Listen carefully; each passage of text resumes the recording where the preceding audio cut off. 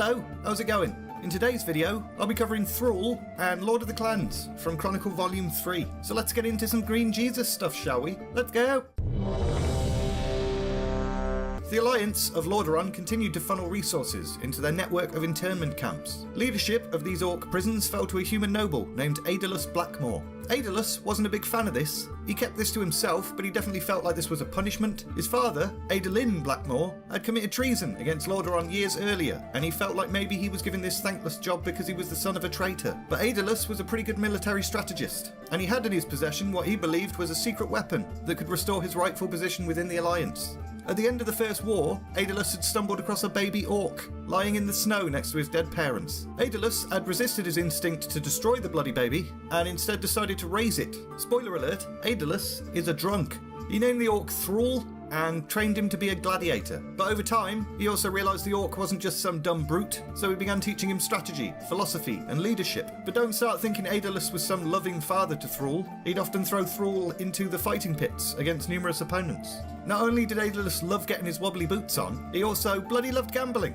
Aedelas Blackmore's strategic thinking was complex, bold, but flawed, because he was often shit-faced. He saw the imprisoned orcs as a potential army. Wonder where he got that idea from. Perhaps it was the 2 wars they just fought against the orcish horde. He intended for Thrall to become the leader of this army, whilst remaining loyal to his super awesome, cool, and definitely not hammered master. But any connection he might have had with Thrall was kind of ruined by his cruelty. Thrall had a friend during his enslavement, a human named Teresa Foxton. She regarded him as a younger brother. When Thrall was on the verge of succumbing to despair, she helped him escape. He evaded Aedelas' guards and fled into the wilderness. Thrall soon encountered Grommash Hellscream and the remnants of the war songs. Grommash recognised that this orphan was of the Frostwolf clan, so he told Thrall to travel to the Ultrak Mountains, where they'd been known to roam. When Thrall arrived, he found the Frostwolves, and he soon learned the truth about his parents, Durotan and Draka. He also found that he had little in common with the Frostwolves, or any orc to be honest. If he wanted to rejoin his people, he'd need to go on some kind of knowledge quest. So, he spent some time learning the basics of what it meant to be an honourable orc. Most orcs had abandoned their shamanic heritage, but the elderly Drekthar had rekindled his connection with the elements. He instructed Thrall on how to be a shaman. Thrall also learned from Orgrim Doomhammer. When Orgrim discovered the son of Durotan and Draka had indeed survived, he was over the moon.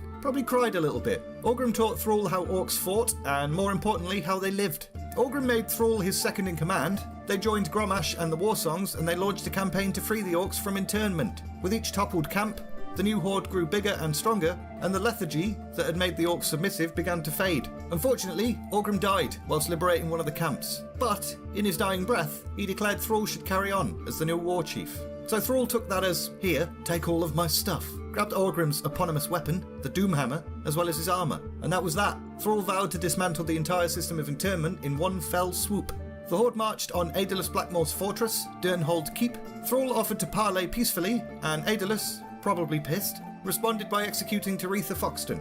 This made Thrall ever so slightly angry, so the Horde stormed the fortress, and Thrall personally struck down Aedelas. With Durnhold conquered, the new Horde had little trouble liberating the rest of the internment camps. But Thrall didn't use his numbers to wage war on LORDAERON itself. Instead, he took his people across the Eastern Kingdoms in search of a place they could call home. And we're leaving it there! Horde's back, baby! And we had kind of a happy ending for a change. How lovely.